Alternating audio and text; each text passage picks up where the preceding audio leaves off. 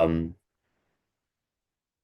then, we can just see as people join what goes on. So, hi everyone. I'm Oliver Alferness. I run PF resources for Outreach Debate. We're going to talk about going for the K-Aff. There's a lot of stuff I have to cover and not very much time that I've been given to cover it. And so if there's specific stuff you want us to go into later, we'll be happy to do extra lectures on it or email me, reach out to me. My email's on my wiki. And I can send you specific resources. You can ask me in the chat during this lecture. There will be dedicated Q&A time at the end, but feel free to ask as I go.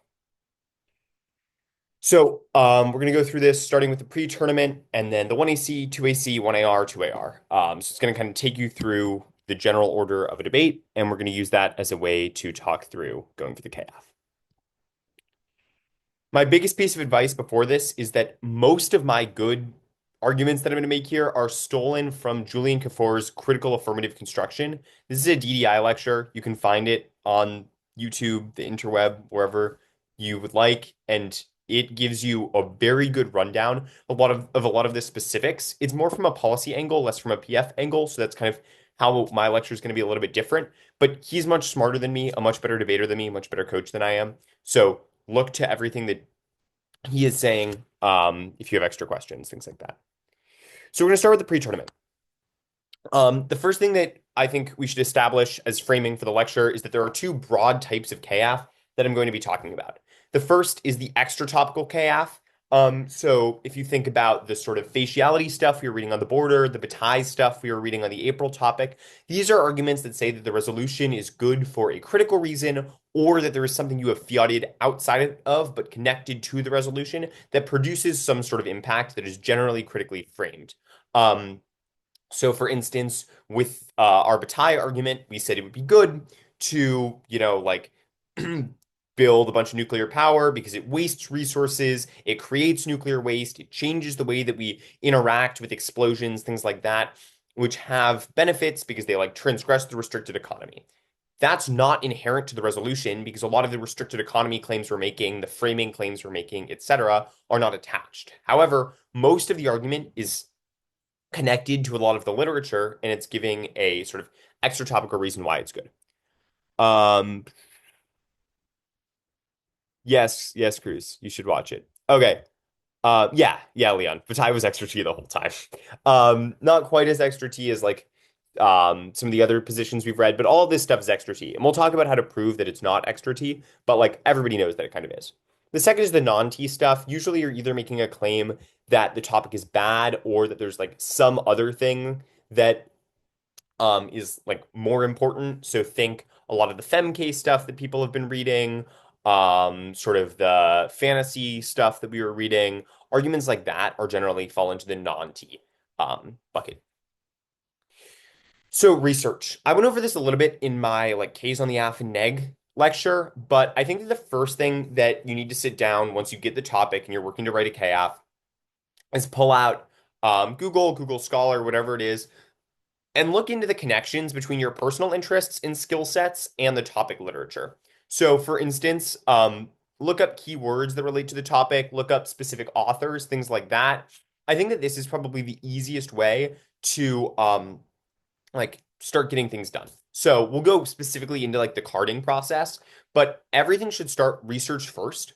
If you have teammates and coaches that are interested in the K, you should reach out to them. Usually they can refer you to books, things like that. Depending, even smart teachers will be really helpful. I know a lot of our arguments we get or are able to card because we just have a Dropbox that populates itself with books because our coaches are kind enough to add things that are relevant. But look through some of that and then card everything that you find. So if you're prepping, some sort of topic and you find evidence that negates your position or you find evidence for the 2AC, things like that, I would card it when you have it because that'll help you prepare for later in the debate. And as we'll get to, everything is kind of framed 2AR backward in really all debates, but especially in K-Aff debates. The last thing that you should think about during your research process is that you want to work backward from your impact. So for instance, if the only thing that you were what makes a lot of these K-Affs really powerful is you can kind of get any impact that you want, and you can find really creative ways to sort of like answer it. You'll notice that like K debaters, especially with the KF, tend to play a lot more fast and loose than policy debaters do, with cards that are adjacent to impacts or solvency. Like I remember on the first topic that we debated, we had a card that wasn't very useful, but the tag was really good. And so we were told, oh, just get rid of the card and keep the tag. Like you can do stuff like this, and you can do cheaty things, especially if you're like people don't understand what you're going for. So because of that, look to the impact that you want, whether that's debate advantage, like you know, people like debate is racist, debate is whatever, like we help on this in some front, or whether that's like future wars, warming, like whatever your actual material advantage is, and then figure out your mechanism to solving that instead of vice versa. Because if you're like, oh, like most of your solvency cards are going to be like some people did something once, like that's not going to get you where you need. So finding cards specifically. Google is really helpful because like more and more people are posting critical stuff just like on it as a site. And you know, you can find a lot of internet stuff pretty easily that's related. Google Scholar is really useful. Look up keywords again, like your authors, things like that. You want to use the cited by function. So if you find a big important text relevant to your position, especially if your author is like really hegemonic in the field, there's going to be a lot of people that cite them. And so look through that and then also look at the other publications by your authors.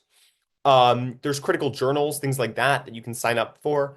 If you're interested in like critical legal studies, if you're interested in Deleuze positions, if you're interested in psychoanalysis positions, Afro or like anti-blackness stuff, like stuff like that, there's definitely sets of journals that publish a lot based on it. So you should look into that, get subscriptions if they're free, things like that. And then again, coaches and teachers reach out, they should be able to help. So that should be most of like your pre-preparation, sort of getting into the mindset of K-debate. I can then like we're gonna go into the 1AC, but a lot of this is also gonna be constructing the 1AC, so it's like kind of connected to that. So, you need an impact. You need something adjacent to solvency. I put it in quotes because a lot of the time you're going to be critiquing the idea that you have to solve anything, but also like if your AF doesn't do anything, you will probably lose to presumption. You need a framing claim, or I don't know if you need one, but I would heavily recommend having one because it's one of the good things you get from a K-Aff. You want some sort of answer to T embedded at the beginning. So think we can do this more when we get to the 2AC and we talk about like specific answers to T, but you should be building your answers to T right from the 1AC. So cannot just be something like K of the law. It should be K of their specific debate practices, stuff like that. You want a spike to things like the cap K or other critical positions, depending on what you expect your opponents to read. For example, like if you're hitting, I don't know, like Blake or whatever, like you can probably deprioritize the importance of having answers to the K. Or like if you're hitting a Nueva team and you're like, oh, like they just go for cap every time. Like you probably want answers to cap, like really front loaded. And if you're hitting like, you know, a pest team and you're like, well, yeah, like that's probably their KVK strat. Like you should tinker with your 1AC before the specific round to actually spike this. And then if you're extra T, you probably want embedded answers to the disad, whether that is ways to no link it or critiques of the disad. So for instance, when we were on the border topic, reading this faciality stuff, we read a card that said that relationships or that infrastructure refers to relationships. So expanding our infrastructure on the border means expanding our relationships to the border. Like probably not at all what the resolution intended, but this was able to spike out both T and the disad. So when you're constructing it, yeah, figure out some kind of impact, you know, and then find cards that are relevant and help you solve it. If they're topical, we can go into that. If they're non-topical, we can go into that. Yeah, depending on what people are interested in. Like, I'm gonna give a big rundown, and then I'll probably have a lot of extra time. So people should ask specific questions, and if there's stuff I'm confused by, or they're confused by, because I'm going pretty like quickly, just let me know. Okay, tips for constructing your 1AC. Be very slow on tags. Your judges will have probably not heard like some of the words that you are reading, and will be confused by all of the syllables that are like coming out of your mouth. you have a lot of explanatory power on tags, especially if they don't understand that much of the card, because you can get away with characterizing the card however you want. That means you need to be very slow on tags and be very precise with them. If you're rewriting the 1AC, the first thing that you should do is rewrite your tags, and you should give yourself enough time to be as slow as possible with them. Then the words that you're using need to be understandable.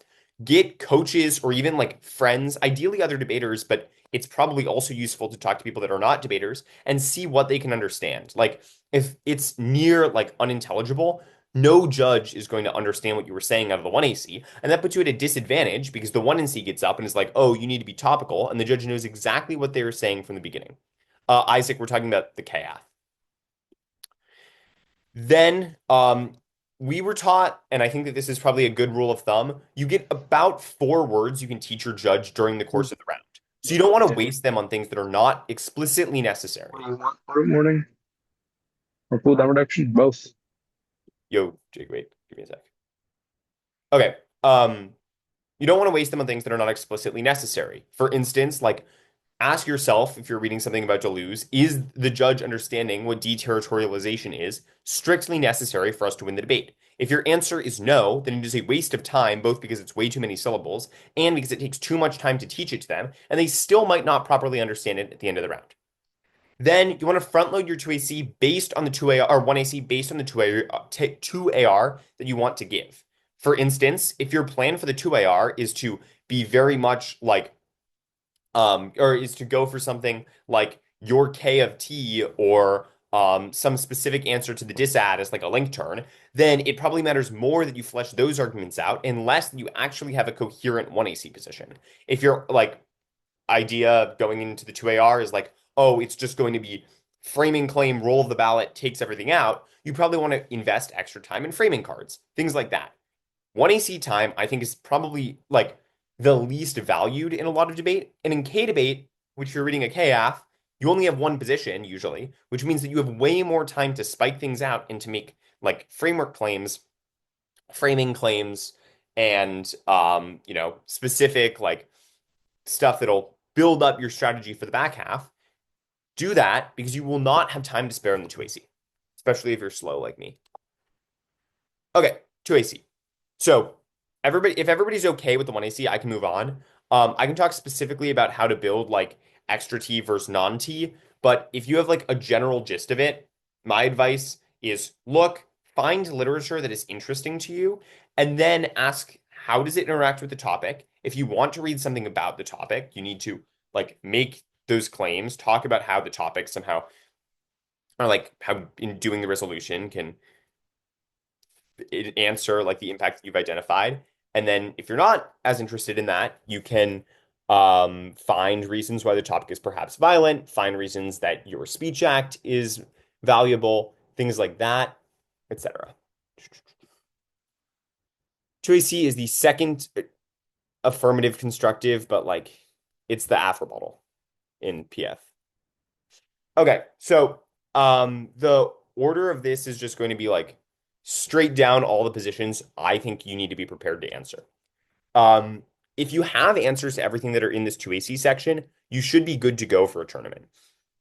In PF, there's a little bit more variance almost in what people read against the K-Aff, but most of the arguments are so atrociously bad that the only ones that are like actually worth prepping are the ones I'm about to read to you, because most of the other ones cannot be like regurgitated in the 2 and R. Okay, cool. Presumption.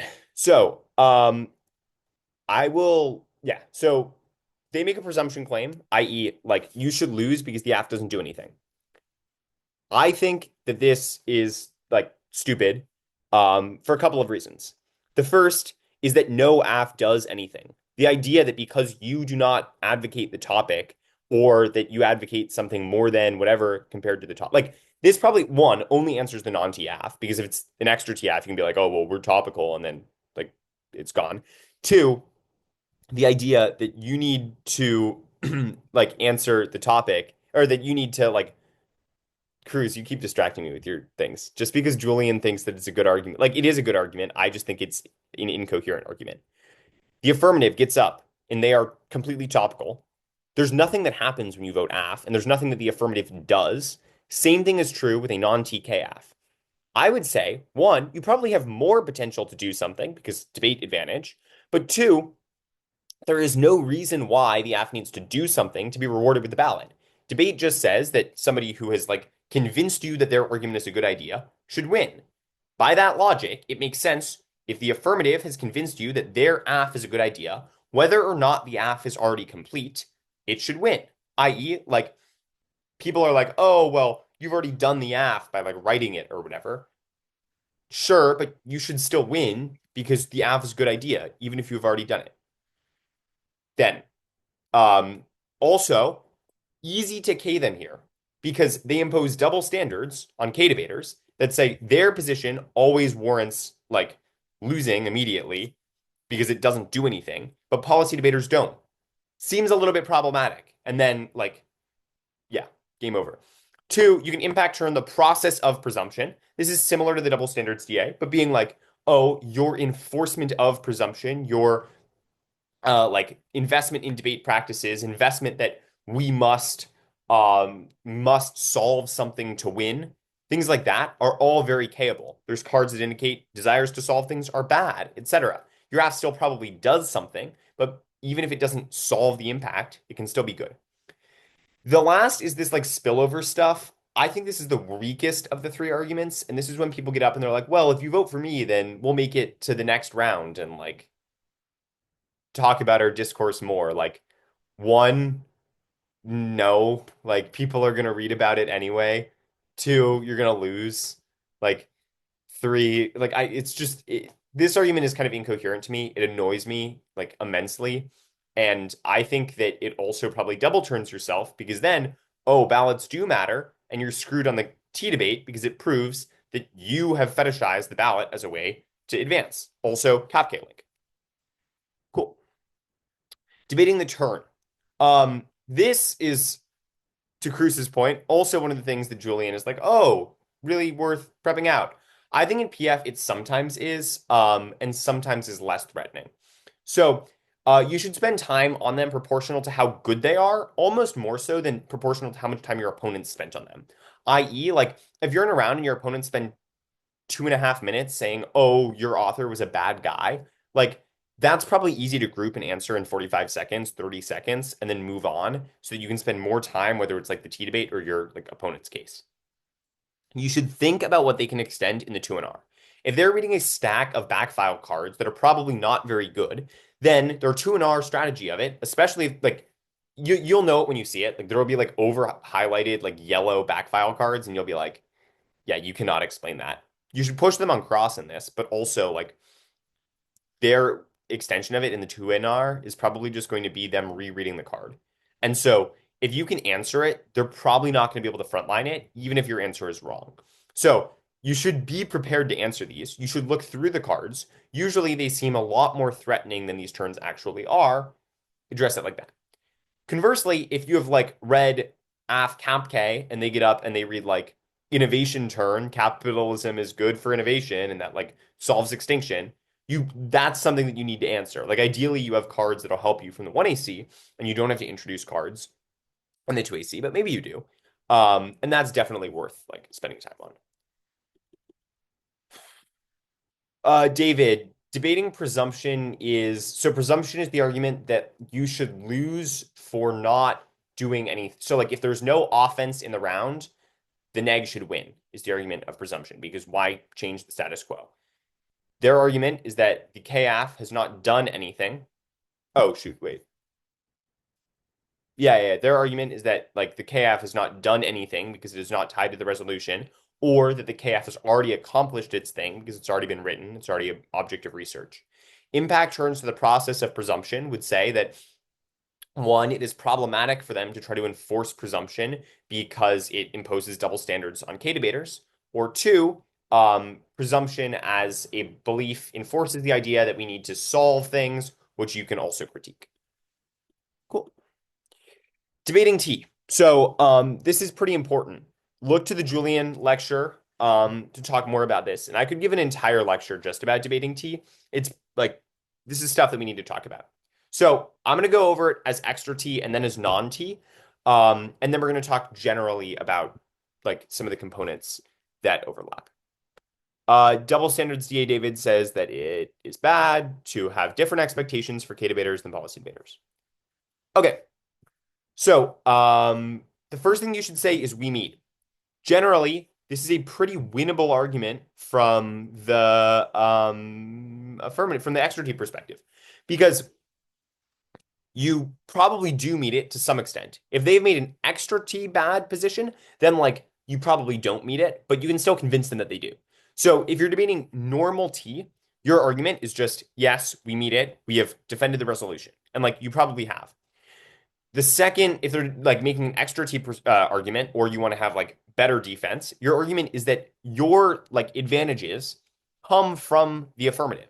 So, for instance, with the Bataille position that we were reading, we said all of the good like general economy stuff happens because you have invested in nuclear energy. We have not fiated some form of nuclear energy as general economy.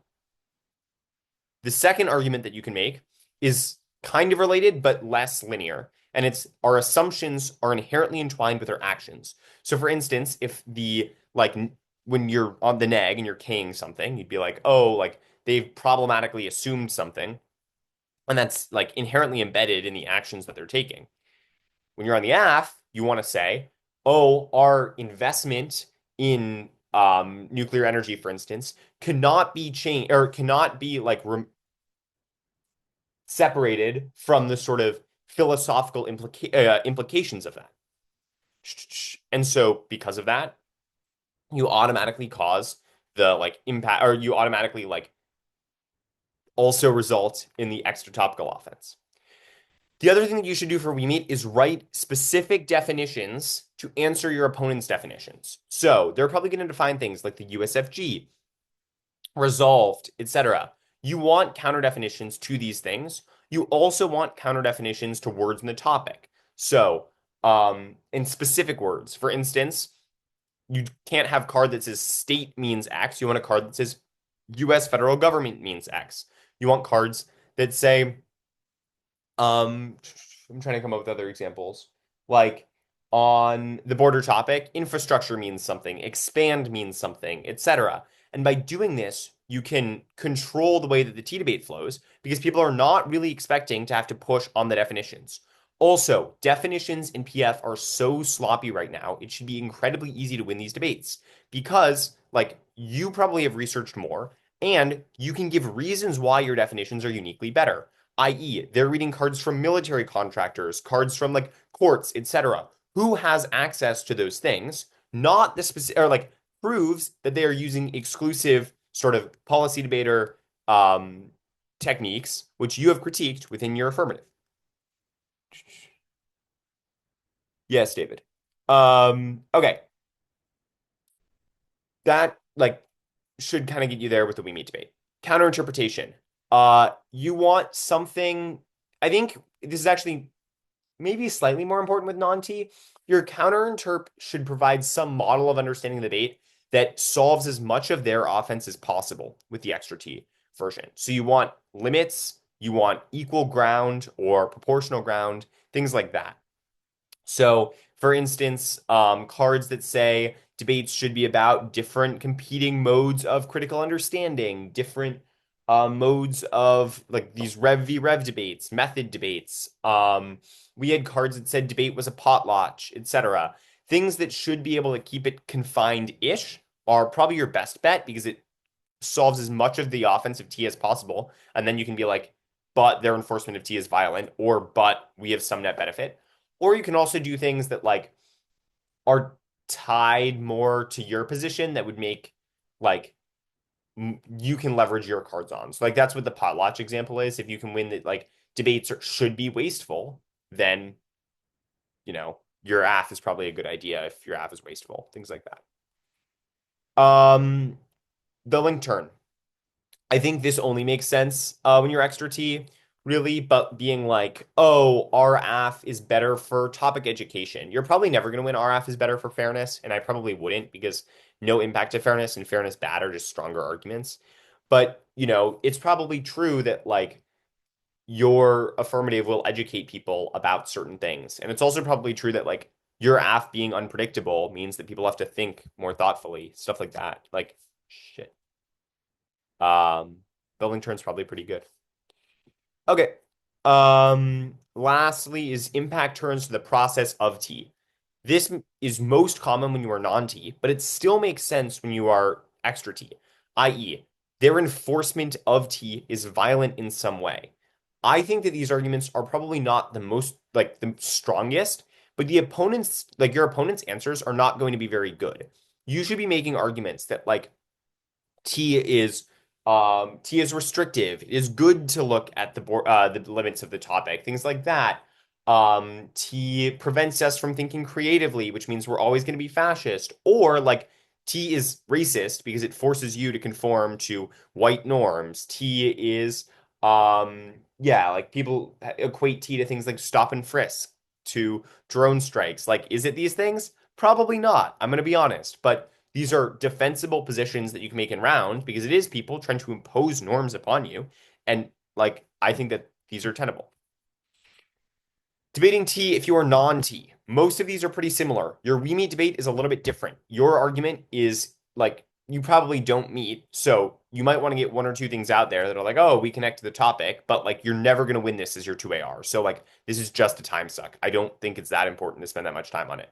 Your counter interp also needs to be different. Your counter interpretation should be something that gives them or like gives the judges a lens to evaluate the debate that is like Rev v Rev, method v method, etc. Few issues with this. One, it is probably going to double turn all of your arguments that like limits are bad, etc. And it's not going to be predictable because it needs to encompass whatever your K-Aff is. For instance, like one of the most common counterinterps is T is true except in the case of our K-Aff. Like, I mean, it's fine argument, but also obviously unpredictable for a whole host of reasons. That said, people are like, and I personally don't think that you need a counterinterp. For instance, like if you say, or like if they say hegemony advantage, and then you say no, hegemony is bad, you do not need like a disad or disad to like give uniqueness to that. You can just impact turn their argument. In this same case, if you were going to end up making arguments that impact turn T, then logically they've introduced T, you have impact turned it. There's no reason that you need a counterinterp. That said, a lot of judges, less so in PF, but increasingly, are convinced that you need a counterinterp to give like uniqueness, i.e., a model of debate in which you do not see those impact turns happen. So I would read one. Does it need to be in the 2AR? Probably not. Depends on your judge's facial expressions. Um, I have a card. K's are the only way to fight homophobia in debate. Yeah, that would answer T. I don't know how strong it would be because you have that's more of like a 1AC argument, Isaac. Because like it proves your method is good, but if T's means that like nobody can interact with your method, something like that, then like that and like your method isn't fair, etc. Fairness probably not. But like if they win Clash, then like your method doesn't do anything. So I think a stronger argument on the T page is that their enforcement of T is homophobic, i.e., in the same way people try to like find cards that compare. You're probably not going to find cards that talk specifically about T, and we can talk about how to find cards or even write analytics that answer T. But like, I think the equation you want to make is it's somehow connected to like a system of criminalizing queerness and restricting norms and like what queer people are allowed to do, etc.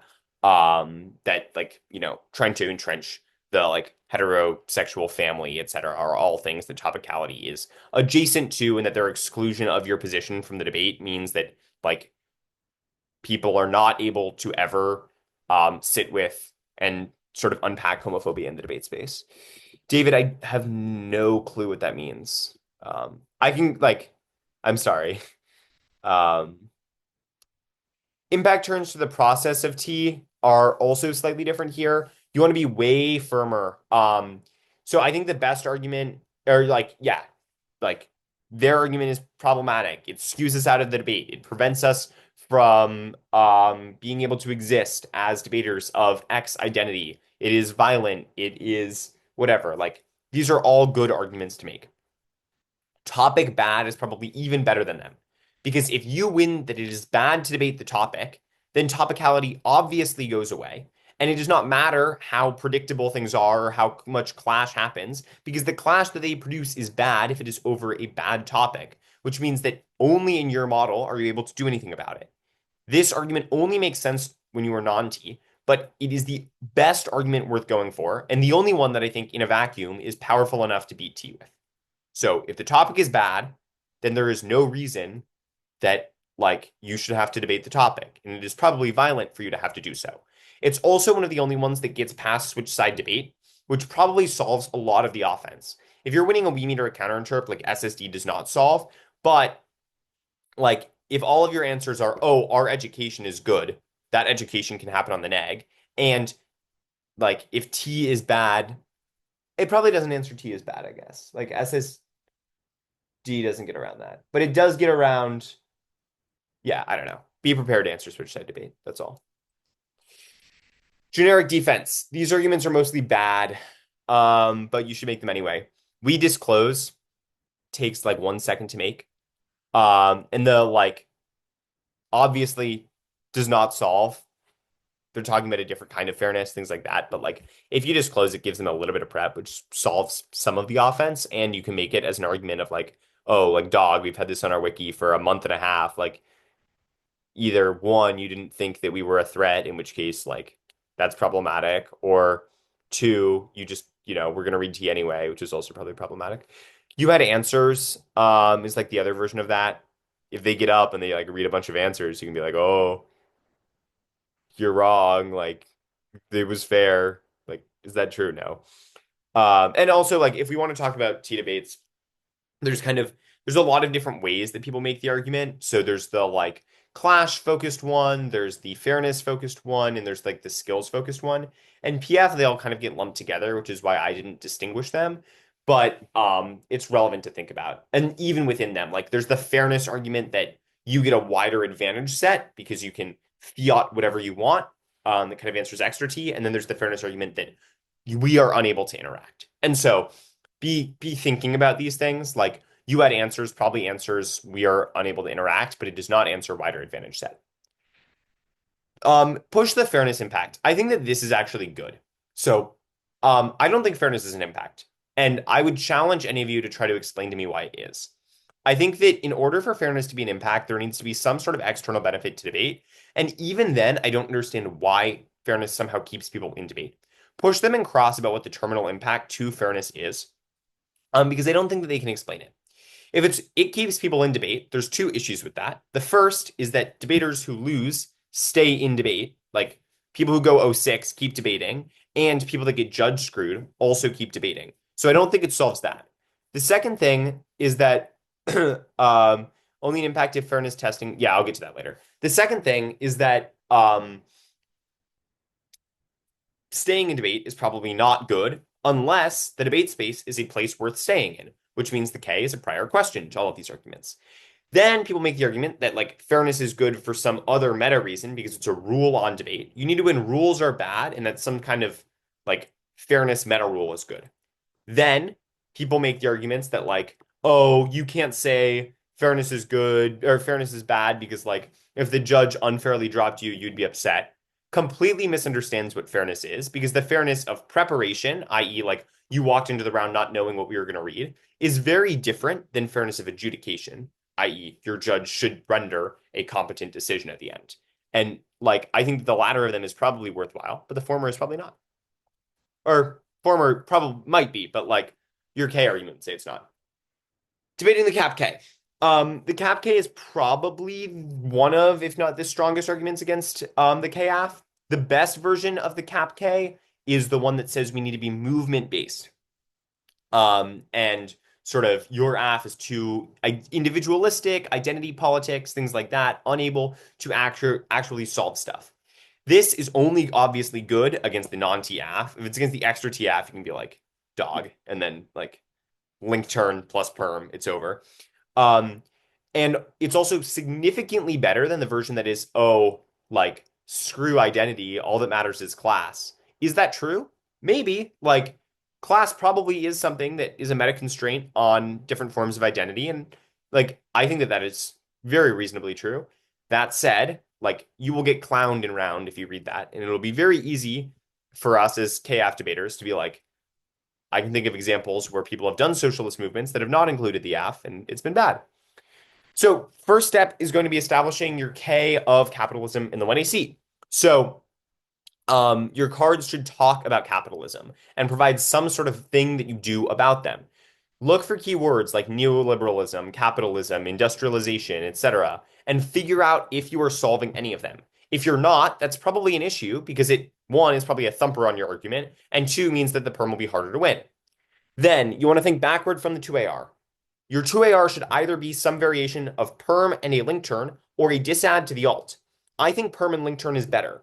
You should say that your AF is compatible with the K, which is almost certainly true, in my opinion, because we've seen it happen before, i.e., the Black Panthers were very like black nationalist, and yet they were also Marxist-Leninists. We see examples of this happen all of the time, and it is probably bad to try to do movements that don't include like race, etc., because that's when you get things like the Knights of Labor who like hated Chinese workers and eventually collapsed, or even the Soviet Union that like was uh, I don't know. I feel like the Soviet Union had problems for other reasons, but like there's historical examples of it failing.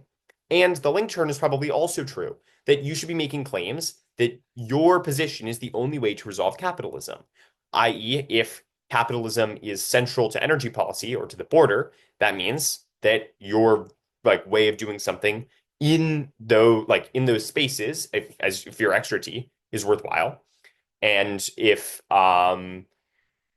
you know, ending capitalism in debate is important than the non-T version. Solves that. The last advice is to use cross-X well in these debates. You want to push them on the link mostly because I think that's the hardest point to win. And then also on what the world of the alt looks like.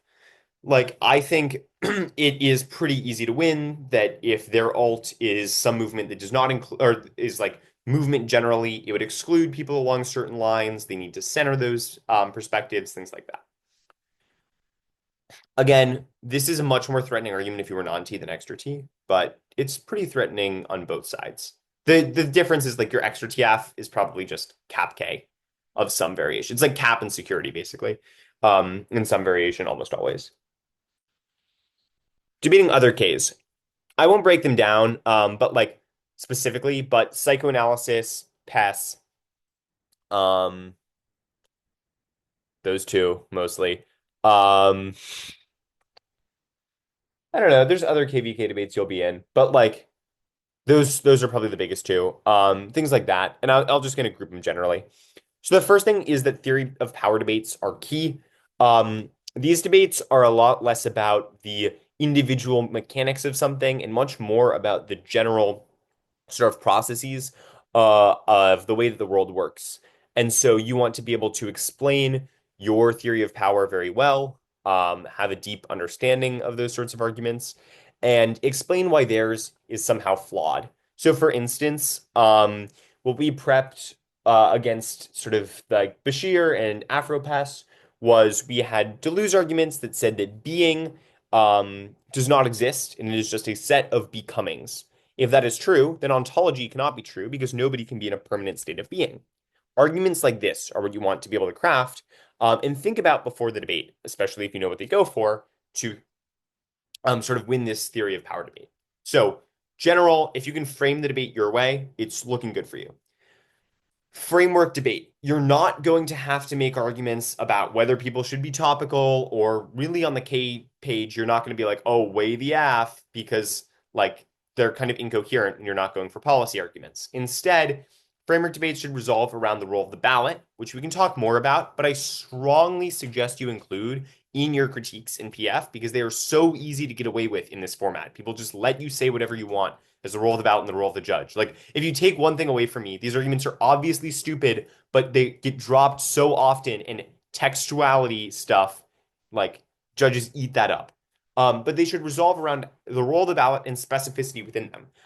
Oftentimes, people are like, "Oh, best combats like oppression in the debate space." If that is your argument, you will lose because somebody else can be like, "Yeah, ours does that, but we are the best way of doing it." So be as specific as you can, such that only your K-Aff can win under it. You want to minimize the points of contention. You have 2 minutes to give your 2AR. You do not want to have to debate on 6 different fronts. It is probably true that you and the K agree on almost everything, and you want to find the places where you don't. Theory of power, or something about maybe your argument is you completely do agree, in which case the perm is true, and there is no link. Or your argument is that you solve better, and then you can just go for perm plus link turn as you would with cap. Debating the disad. First thing is do not agree to debate the disad if you don't want to. I think like generally, if you agree to debate the disad, like it's going to be hard for you to lose T. Um, but also now you have a disad to beat, and like at that point, why read the K? So it's like kind of goes back and forth. But if you are extra T, you should probably at least have concepts of a plan of how you're going to debate the disad. Um, First thing is no link, and this is not agreeing to debate the disad basically. Um, yeah, find specific definitions that would frame out their position. Find sneaky loopholes that get you out of having to do it, like, oh, we don't actually build infrastructure at the border or whatever. Like, find cards that would indicate that's the case. Link turn, reasons why the disad is, or why you're able to turn some sort of disad, why, like, as you would with any sort of policy position. I don't quite know what I was getting at when I wrote that on the slides, so kind of ignore it. K of the disad, oh yeah, K of the disad is really good. So security K, death K, things like that you can read. And they're sort of threat construction, fear mongering as a team has done something, especially if you are based in those arguments as, especially if your 1AC is embedded with those arguments. That's very strategic against the disad. And then the one other thing you can do is policy answers. In general, I think stuff like impact defense is really strong, especially if it agrees with your arguments that like threats are constructed, things like that. Um, but like, don't be afraid to go for policy answers. It's just in these cases, like the more that you lean into them, the closer your debate is to just being a policy debate. So you need to ask yourself what unique benefit you reading the K-Aff has in these debates, depending on how extra T you are and how non-T you are. If you are pretty topical, then like the benefit is really just wider advantage set framing.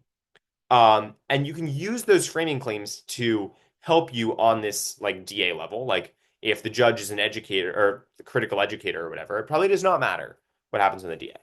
But just be conscious of this because like I've noticed myself more than once essentially just ending up with a policy F. The 1AR. From here on out, it's going to be a lot shorter, and I've given a rundown on a lot of things, so I'm willing to go into more detail. No, so you would not need multiple roll of the ballots if you want to K the disad. You want your K of the disad to be compatible with your 1AC. So, and also not every K argument needs a roll of the ballot. So for instance, if your 1AC is sure, like what we read on the border, and it's like faciality, the way that we've constructed threats of the other, we're able to transgress that via the AF. And then they say, oh, um, fucking like disad with a China hedge impact, you can be like, well, you've clearly constructed a threat and we have K'd that. And so like those are compatible. And you can just read like security K impacts. Or you can also read like death K if you don't have death impacts. Things like that are all usually good. You should have a 1AR overview, like an extension of whatever you're reading. It should be short. You want to time it, figure out how short you can get it down to. And it should start with the impact because um, the reason I've always been told is if you start with the impact and then explain the solvency, right when you go into a presumption debate, you're already setting yourself up by front loading the solvency or by back loading the solvency. And also, if the impact is what they remember, like that's pretty good. Um, you should use understandable words again. Mirror the language of your tags, but actually put warrants in these. Like all of that stuff is really important. People hold K debaters to a really high standard for their extensions of stuff. So be prepared to use. words that make sense and be like quick, strategic, but also thorough. Then you need to choose arguments that you want to go for. By the 1AR, you should be extending, like, they're probably going for a couple positions, maybe just one. Depends. Like, if they're just going for T at this point, you should be able to extend, like, a we meet or a counter interp, and then also some offense. If they're going for a lot of positions, then you want to be only extending one or two arguments per thing that you're hitting. And you want to go for stuff that is undercovered, your like again, go for arguments that are good, but like you shouldn't read bad arguments. So go for the T answer that is undercovered. Go for the like specific perm argument you made on the cap gate that's undercovered. I forgot to say, but you should be making multiple perm arguments. You should say do both, like aff then alt, do the aff because it's an instance of the alt, all of those sorts of arguments. And then you also want to go for what's understood. So if judges are shaking their head or something during something, or like even if your opponents act really confused, eventually that's bad news for you because um, they can convince the judges that they don't understand stuff. And then they're gonna be like, oh no, whatever will I do?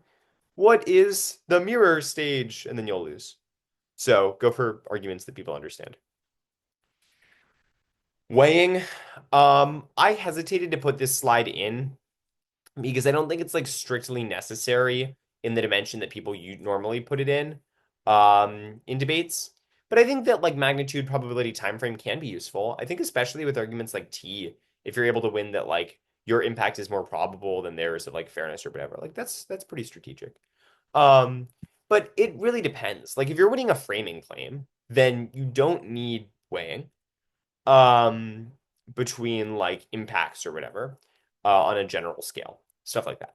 But I do think that you should establish differentiate like factors to differentiate between different critical positions, i.e., why prioritizing yours matters more. Like this should be in a theory of power debate, but also like if your argument is on the AF is able to like concretely solve violence in debate in some more general way, like that probably has a wider scope or is more probable if it's happened before, things like that.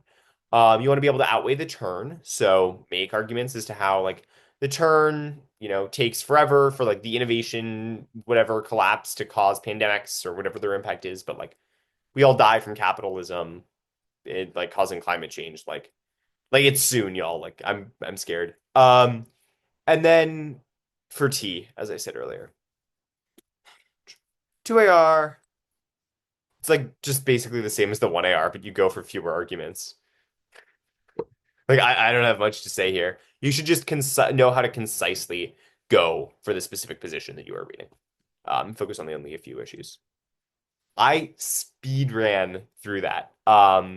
So I think I like was really light on some of the 1AC explanation stuff. So if people want me to go more into that, I'm happy to. If there's other things people want me to talk about, I can also do that. But please ask questions because this is going on outreach debate, and I want it to be like, oh yay, he answered questions, and I don't want people in the comments to be super confused about what I'm talking about.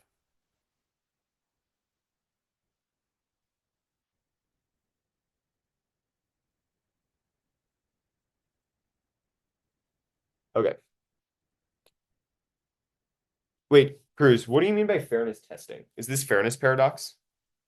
Or am I just like slow?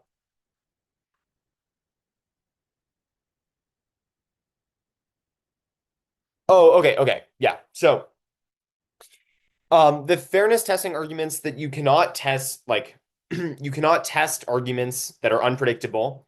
You do not know if they are correct or not. I think is like a relatively strong argument in general. But I think there's a few issues with that.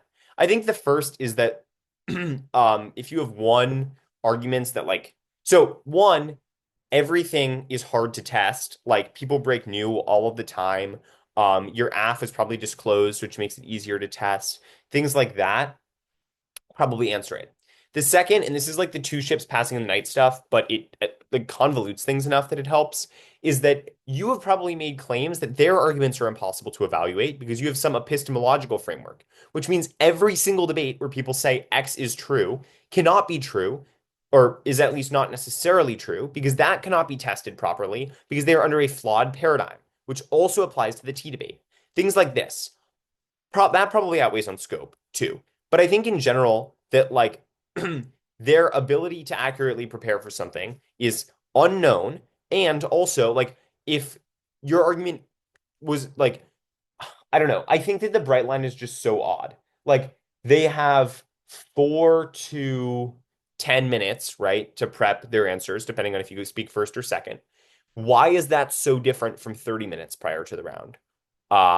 Or from like they need to win that the res is like specifically predictable, which is also probably not true because it is not predictable for everybody. You don't know what that means.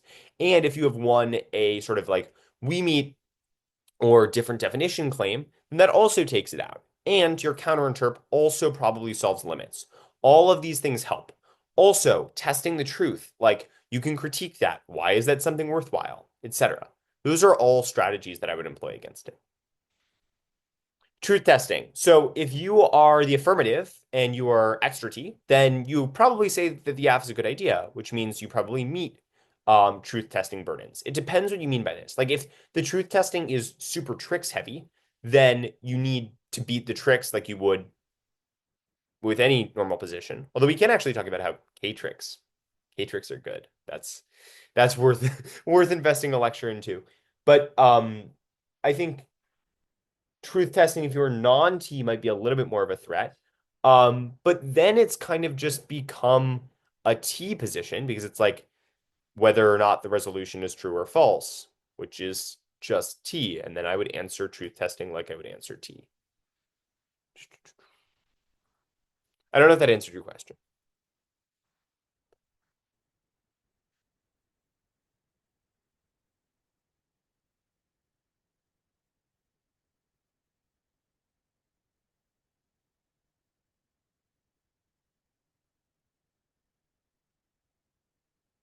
Y'all go watch the Julian Kufora lecture. It's much better than whatever I can do.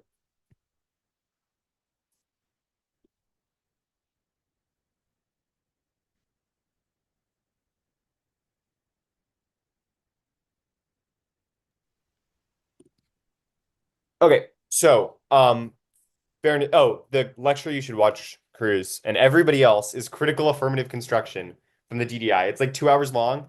Watch it at 1.5x speed if you really are short on time, but it'll be the best 2 hours you ever spend. Um, like an hour watching that is worth a lifetime in the classroom. Um, Yes. So the two types of fairness. There's actually, I'll say that there's three. The first is structural fairness. So this is things like racism is unfair, sexism is unfair, etc. These forms of fairness obviously matter, but probably not because they're like, don't cancel me. I don't think racism is bad because it is unfair. I think racism is bad because it imposes violence on people based on specific traits. Like, I think that the distinction between structural and procedural fairness actually might not be that big. But I do think that like there is some distinction, and you can make that argument that like, oh, our voting for us, even though it is unfair to you, corrects for structural unfairness. So that's the first kind of fairness. Then there is fairness of preparation. This is the argument that T teams make. They're like, oh, like we were unable to fairly prepare because you chose to break the rules. Um, and that means that like they're not able to interact as well, that they were skewed out of the round, things like that. Then there is fairness of adjudication. That is your ability to Sid, bro.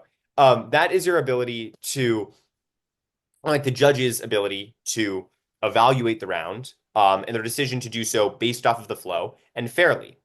I think that these two things are very different because like going into a round, everybody has access to different resources. There's always structural, or there's always procedural, not procedural, but like fairness of preparation issues, i.e., certain people are faster, certain people are slower, certain people have access to more resources, more coaching staff, etc.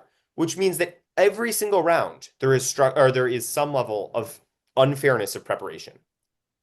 However, fairness of adjudication, I think, is probably good because that is something debate inherently relies on. So if in your like T debate you were able to differentiate the two, I think that that's pretty beneficial for you. That said, like that argument's really hit or miss. Like I remember in Octas at the TOC this year, I don't know, like two of the judges did not like it. The other one really liked it. So like I don't really know. Um I think it's a true argument, so I don't know what to say.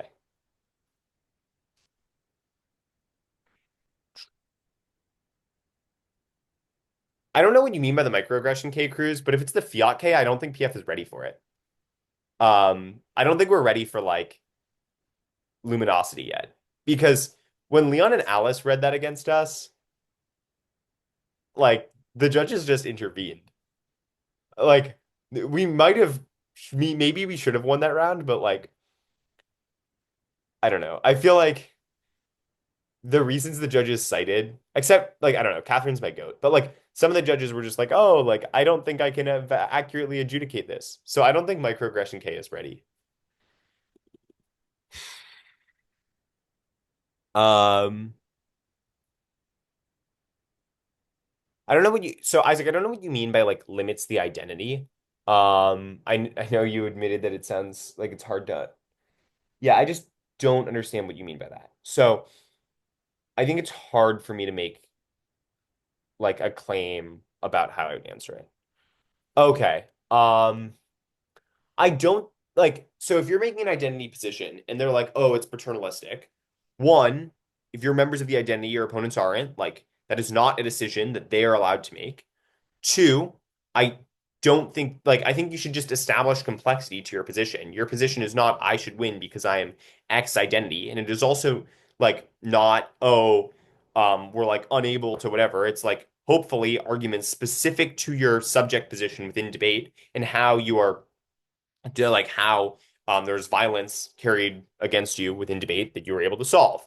And if you are making like quote unquote paternalistic claims where you're like, oh, like it's hard or like, we're structurally whatever against in debate and like not allowed to compete, whatever, like it's unfair for us to engage, like, there's unfairness against us, whatever it is, that's probably true. Like we were given a hard time by like Strict GZ because me and Annika had made a claim that like whatever, on a completely even playing ground, like judges would vote for men more than women. They would because the judges are sexist and debate is sexist. Like that is a true claim. It is not paternalistic to deny the actual oppression that people face within debate. Is Sid still here? No. Y'all, I'm getting spammed by like people saying, "Oh, how do you feel about Sid?" I don't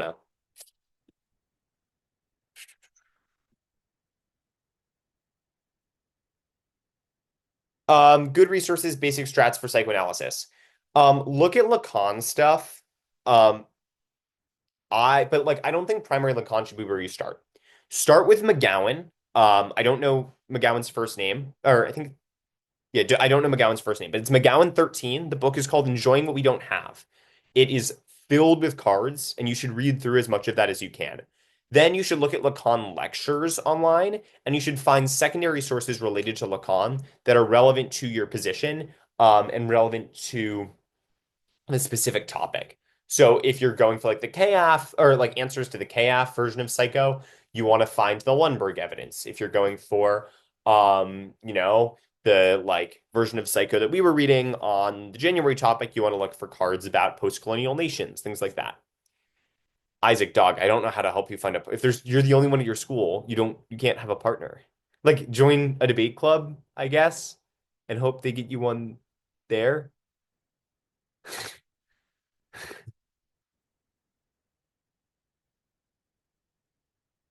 Debate-oriented Lacan lectures? No. But when I say Lacan lecture, I mean like the lectures Lacan gave. Like I think some of them are recorded.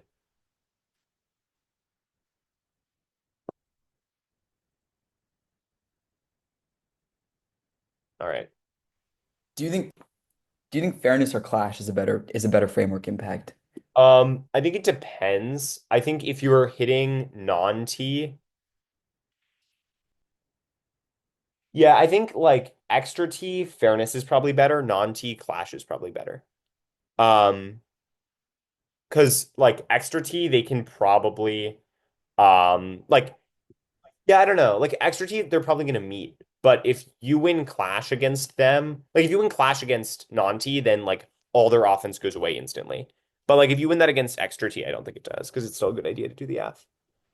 Do you think like Do you think like going to the case is important when you go for topicality versus a K-Aff? In PF, no. In other formats, yes. I think in PF, it's probably helpful to do so, but like you only have 2 minutes in the final, so like judges don't care that much. But Uh, like if they're winning like an ontology argument, like how do yes, you win? then you obviously need to Okay. answer ontology. Like I think it depends. Like I would I would go on the case every round, or I would cross apply critique arguments that I had made earlier that I'm not going for to the case. Um, but those arguments might end up on the T flow by the end of the round. If like depending on how sloppy you are as a debater. Like if you're not if you're not very good at like flowing or making arguments, they might end up on the T flow. I think that in most rounds you want to answer things like ontology claims, theory of power stuff, etc., because they're going to use that to frame the T debate. But yeah, like PFK debate is still pretty underdeveloped. So there's a lot of times when you might not need that. I saw a debate where it said Fairmont went for condo bad on the negative. Like, what? What does Dog, that mean? I don't know. I don't know what's going Okay. on. Oh, These like dude, Fairmont that rounds. round was slop. It was JR Masterman went for a pick as the aff, and Wait, dog, what? yeah, they went for like a some nonsense pick. Okay, So well, like to be fair, me and what Jackson framing? almost went for Gregorian calendar pick on the app, but we restrained Dude, ourselves. one of my teammates did that. They kicked the aff square with just the Gregorian calendar dating voting issue. Who did that? Angelina. Wait, Gregorian calendar voting issue is goaded. No, Except yeah, this is at the King round robin. This is what we were discussing, like when we saw you guys. the issue with it though is like I don't know. Like I think the way that a bunch of people are reading it, they're like counter proposal to another religious calendar. Like that just does Oh, not that's solve any of the silly. offense. Um, the Gregorian calendar stuff, sorry, Isaac, is like it's bad to use the calendar that we use, which is Gregorian, for like a variety of reasons. It's like religious and causes colonialism and also is like probably racist and also kills the climate somehow. Um, I don't know. We've gone for it twice and neither time, or no, we only went for it once, I guess. The best version of the argument, in my opinion, is like the calendar centered around Jesus's birth, which is kind of Eurocentric. Yeah, well, one, it's centered around Jesus' birth. Two, it was rewritten afterward in order to like make um Easter line up with the spring equinox, which is terrible. Like just absolutely atrocious. Um and is religious, Eurocentric because it was just rewritten by one pope, and also screws up our relationship to the environment because we don't have our seasons correct. PF is not ready for Catholicism. If you were debating a God aff and you were going for topicality, how would you answer like debating about God matters more than fairness or clash? Like we should redirect clash to be about I God. don't think that's logical. Like this will be the last thing I talk about. I don't think that that's a really logical argument. Sri Asare talks about this in one of his lectures, and he's like, if um like I think that or imagine that like the resolution was like imagine that there's a resolution and somebody gets up and they're like, we need to deflect the asteroid that's going to kill us in like 5 minutes. Like that definitely outweighs fairness. Sure. But those two things are hard to compare. And your discussion about God within this one debate probably is not equivalent to God itself mattering more. Um, wait, Malcolm ghosted you, Cruz? That's crazy. Dog. Malcolm's really responsive. I feel like, I don't know. The most he goes to me is like 2 to 3 days. Can we get a round of applause for the presentation? Dog. Dog. This is not my best work. And No big also, deal. like, you're asking good LD questions that I don't have answers to, bro. I was not #2 ranked LDer in the country this year. I Yo, am me either. That was I like am a oh humble Glenbrooks 4-3 demon, Oliver Alferness. you got farther at the TOC than I did. That's true. That's true. But I don't I'm not gonna say our pairings were easy, but Yeah, uh those are difficult pairings. yeah, it depends. We got like I don't know. We should have beaten Like, I don't think it was a screw. Like, I am upset. I think we should have won on presumption and quarters, but like the judge Nah, panel was not like the panel was not good. yeah, well, I heard about that. I thought you guys should have won as well on presumption. But also like it wasn't highlighted enough. So I don't know.